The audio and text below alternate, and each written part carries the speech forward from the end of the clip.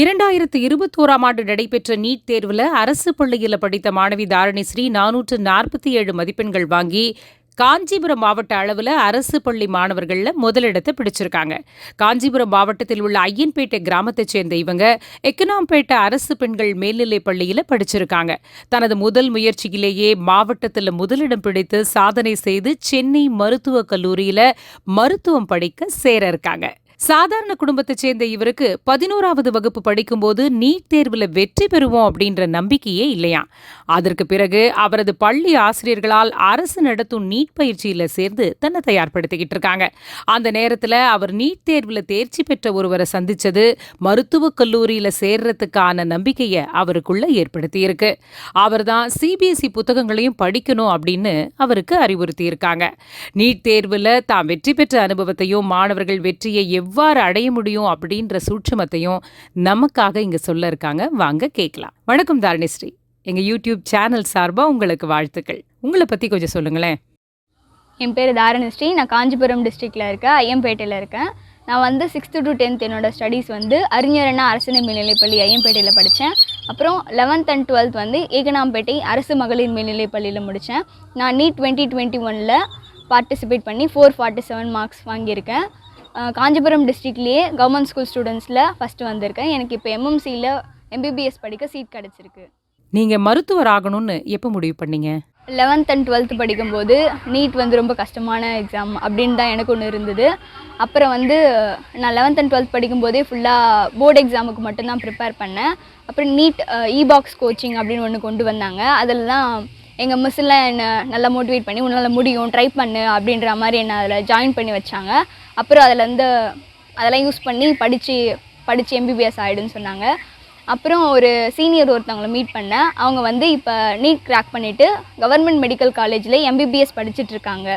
அதை பார்த்த உடனே தான் எனக்கு இவங்கள மாதிரியே நம்மளாலையும் பண்ண முடியும் அப்படின்ற எண்ணம் வந்துச்சு. அப்புறம் தான் நானும் நீட்டுக்கு ப்ரிப்பேர் பண்ணி டாக்டர் ஆகணும் அப்படின்ற மாதிரி எனக்கு ஒரு நல்ல விருப்பம் வந்துச்சு. இந்த தேர்வுக்காக எத்தனை காலம் உங்களை தயார்படுத்திக்கிட்டீங்க? நான் ஏற்கனவே சொன்ன மாதிரி 11th and 12th படிக்கும்போது ஃபுல்லாக போர்டு எக்ஸாமுக்கு தான் கான்சென்ட்ரேட் பண்ணியிருந்தேன். போர்டு எக்ஸாமில் நல்லா ஸ்கோர் பண்ணணும் அப்படின்ற மட்டும்தான் எனக்கு தோணி இருந்தது. அப்புறம் சீனியரோட மோட்டிவேஷன் அண்ட் டீச்சர்ஸோட மோட்டிவேஷன் படி நான் நீட்டுக்கு படிக்க ஆரம்பித்தேன். 12th போர்டு எக்ஸாம் கேன்சல் பண்ண பிறகு அப்போ சீனியர் சஜஸ்ட் பண்ணபடி NCERT புக்ஸை ஃபாலோ பண்ண ஆரம்பித்தேன். அதில் தான் ஃபுல்லாக படிக்க ஆரம்பித்தேன். ஏன்னா most of the questions NCERT பேஸில் தான் வருதுன்றதுனால NCERT படிக்க சொல்லி அவங்க எனக்கு சஜஸ்ட் பண்ணாங்க.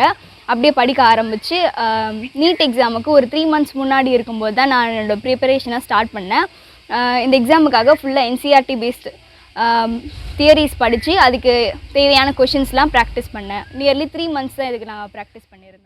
நீங்களே இந்த தேர்வுக்கு தயார்படுத்திக்கிட்டீங்களா இல்லை வேறு ஏதாவது பயிற்சி நிறுவனத்தில் சேர்ந்து பயிற்சி பெற்றீர்களா? நான் இந்த தேர்வுக்கு ப்ரிப்பேர் பண்ணும்போது நீட் இபாக்ஸ் கோச்சிங் அப்படின்னு சொல்லிட்டு கவர்மெண்ட் ஒரு கோச்சிங்கை ஸ்டார்ட் பண்ணியிருந்தாங்க. அதில் ஜாயின் பண்ணி படிக்க ஆரம்பித்தேன். அதில் பாடம் எடுத்து வீடியோ அப்லோட் பண்ணுவாங்க. அதை நாங்கள் பார்த்து படிக்கிற மாதிரி இருக்கும். அதுவும் இல்லாமல் டீச்சர்ஸோட சப்போர்ட் ரொம்ப ஹெல்ப்ஃபுல்லாக இருந்தது. அவங்க கைட்லைன்ஸில் தான் நான் ரொம்ப படித்தேன். அவங்க வாட்ஸ்அப் குரூப் க்ரியேட் பண்ணி தேவையான மெட்டீரியல்ஸ்லாம் சென்ட் பண்ணுவாங்க. அதில் தான் நான் படித்தேன்.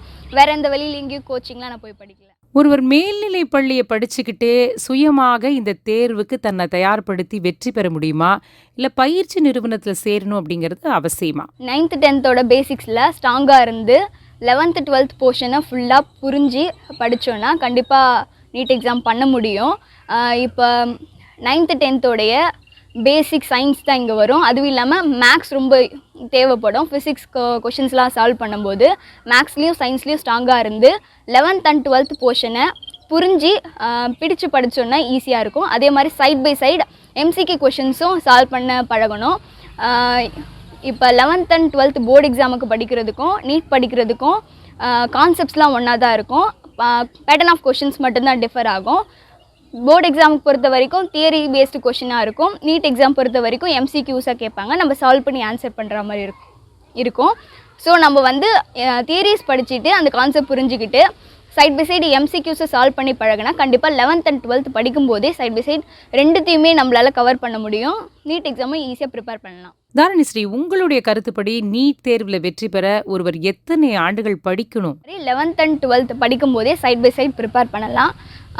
அப்போ வந்து கான்செப்ட்ஸில் சூப்பராக கிளியராக இருந்து பேசிக்ஸில் ஸ்ட்ராங்காக இருந்தோன்னா 2 வருஷமே போதுமானது. அதே நேரத்தில் கண்டினியூவஸாக எம்சிக்யூ சால்வ் பண்ணுறத ப்ராக்டிஸ் பண்ணிக்கிட்டே இருக்கணும். கன்சிஸ்டன்சி ரொம்ப முக்கியம்.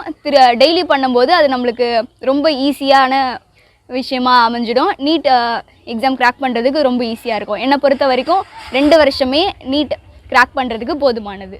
நீங்க இந்த தேர்வுக்கு உங்களை எப்படி தயார்படுத்திக்கிட்டீங்க அப்படின்ற உங்களுடைய அனுபவத்தை, அதாவது நீங்க தேர்ந்தெடுத்து படித்த புத்தகம் உட்பட எல்லாத்தையும் விவரமா சொன்னீங்கன்னா, அடுத்து இந்த தேர்வு எழுத நினைக்கிற மாணவர்களுக்கு அது உதவியா இருக்கும். நான் இந்த நீட் எக்ஸாமுக்கு ஃபுல்லாக என்சிஆர்டி தான் ப்ரிப்பேர் பண்ணியிருந்தேன். பயாலஜியை பொறுத்த வரைக்கும் நான் எக்ஸாம் போகிறதுக்கு முன்னாடி முழுசாக அதை 20 டைம்ஸ் ஆச்சு நான் அதை படிச்சிருந்திருப்பேன். அதுவும் இல்லாமல் பயாலஜியை பொறுத்த வரைக்கும் மொத்தமாக புரிஞ்சுக்கிட்டு அந்த இருக்கிறதெல்லாம் ஞாபகம் வச்சுக்கிற மாதிரி இருக்கும். அதே மாதிரி கெமிஸ்ட்ரி பார்த்திங்கன்னா ஆர்கானிக் கெமிஸ்ட்ரி ரொம்ப வாலட்டைலாக இருக்கும். அதை திருப்பி திருப்பி ரிவைஸ் பண்ணுற மாதிரி இருக்கும். நான் அதெல்லாம் எழுதி வச்சு படிக்கிற மாதிரி பண்ணேன். அதுவும் இல்லாமல் ஃபிசிக்கல் கெமிஸ்ட்ரியும் ஃபிசிக்ஸும் வந்து நிறைய கொஷின்ஸ் ப்ராக்டிஸ் பண்ணுற மாதிரி இருக்கும். அது வந்து கான்செப்ட்ஸை புரிஞ்சுக்கிட்டு கால்குலேஷன் பண்ண தெரிஞ்சாலே போதும். அதுவும் இல்லாமல் அந்த கான்செப்ட்ஸ் மறக்காமல் இருக்க அடிக்கடி அந்த கொஷின்ஸ்லாம் ப்ராக்டிஸ் பண்ணுற மாதிரி இருக்கும். அதுவும் இல்லாமல் ஒரு லெசன் முடித்தோன்னா அந்த லெசனுக்கு அதிலேருந்து வர கொஷின்ஸ் எல்லாம் ப்ராக்டிஸ் பண்ணி பார்க்கணும். ஒரு லெசன் முடிக்கும் போதும் அதுக்கு அதிலேருந்து கேட்குற வினாக்களை வந்து நம்ம தெரிஞ்சு வச்சுருக்கணும்.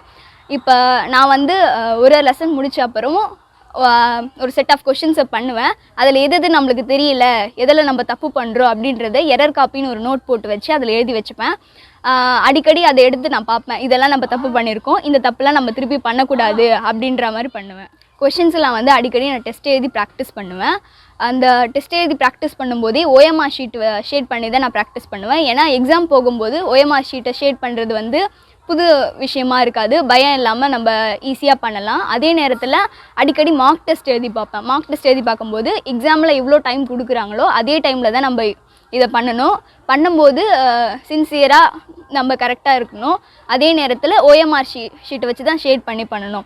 எக்ஸாமில் எப்படி இருக்குமோ அதே மாதிரி என்விரான்மெண்ட்டை வச்சுட்டு நம்ம மார்க் டெஸ்ட் எழுதும்போது எக்ஸாம் எழுதும்போது ஃபியர் இல்லாமல் இருக்கும். தற்போது நீங்கள் பிரசித்தி பெற்ற எம்எம்சி, அதாவது சென்னை மருத்துவக் கல்லூரியில் சேர்ந்திருக்கீங்க. இப்போ உங்கள் மனநிலை எப்படி இருக்கு? எனக்கு வந்து 7.5% ரிசர்வேஷனில் எம்எம்சியில் சீட்டு கிடச்சிருக்கு.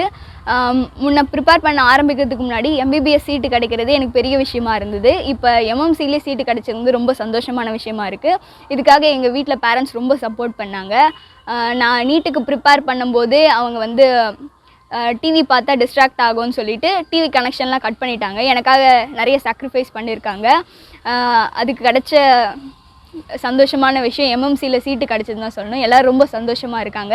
எங்கள் டீச்சர்ஸும் பேரண்ட்ஸும் என்னை நினச்சி ரொம்ப பெருமைப்படுறாங்க. இது எனக்கு ரொம்ப சந்தோஷமான விஷயமா இருக்குது. அது கூடவே ரிலேஷன்ஸும் ரொம்ப சப்போர்ட்டிவாக இருந்தாங்க. அடிக்கடி கால் பண்ணி மோட்டிவேட் பண்ணுறது அந்த மாதிரி எல்லாத்தையும் பண்ணிகிட்டே இருப்பாங்க.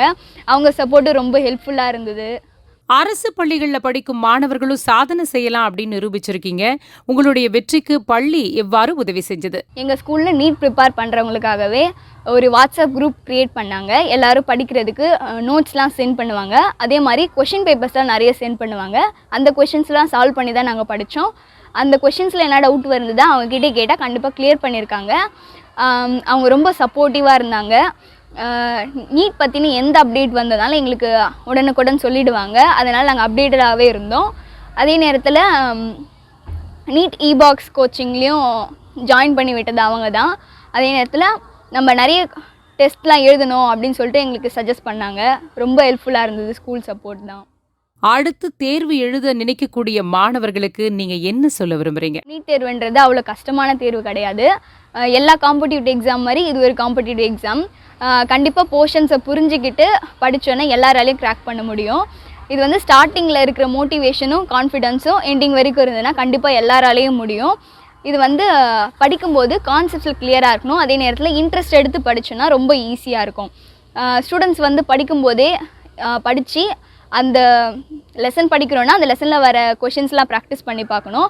ப்ராக்டிஸ் பண்ணுறதை மட்டும் கண்டினியூஸாக பண்ணிக்கிட்டே இருக்கணும். ஏன்னா எல்லாமே மறக்கிறதுக்கு சான்ஸ் இருக்குது. அதே மாதிரி ஆர்கானிக் கெமிஸ்ட்ரி படிக்கும்போது அது வந்து ஹைலி வாலட்டைல், கண்டிப்பாக எல்லாருக்கும் மறக்கிற விஷயந்தான். பயப்பட வேண்டாம், எல்லாருக்கும் மறக்கும். உங்களுக்கும் மறந்துச்சுன்னா பயப்படாதீங்க. அதெல்லாம் ஒரு நோட்டு போட்டு எழுதி வச்சுக்கோங்க. ஈக்குவேஷன்ஸ்லாம் எழுதி வச்சு டெய்லி ரிவைஸ் பண்ணால் ஈஸியாக எல்லாருக்கும் ஞாபகம் இருக்கும். அதே மாதிரி இன்ஆர்கானிக் கெமிஸ்ட்ரியில் வந்து நிறைய ஞாபகம் வச்சுக்க வேண்டியது அதுலேயும் நிறைய ஞாபகம் வச்சுக்க வேண்டியிருக்கும். அதெல்லாம் வந்து நிமோனிக்ஸ் வச்சு படிச்சிங்கன்னா ரொம்ப ஈஸியாக பண்ணலாம். எல்லாத்தையும் கன்சிஸ்டண்ட்டாக இருந்தால் கண்டிப்பாக எல்லாராலையும் முடியும். All the best. இவ்ளோ நேரம் எங்களோட பேசினதுக்கு மிக்க நன்றி. உங்களுடைய படிப்பை நன்கு படித்து பல மேற்படிப்புகளையும் படித்து மென்மேலும் வளர்ந்து பல சாதனைகளை புரிய எங்களுடைய வாழ்த்துக்கள். நன்றி. இந்த வீடியோ உங்களுக்கு பிடிச்சிருந்தா லைக் பண்ணுங்க, ஷேர் பண்ணுங்க, சப்ஸ்கிரைப் பண்ணுங்க, கமெண்ட் பண்ணுங்க, பெல் ஐக்கன் பிரஸ் பண்ண மறந்து போயிடாதீங்க. அப்பதான் நாங்க போஸ்ட் பண்ற வீடியோவோட நோட்டிஃபிகேஷன் உங்களுக்கு வரும்.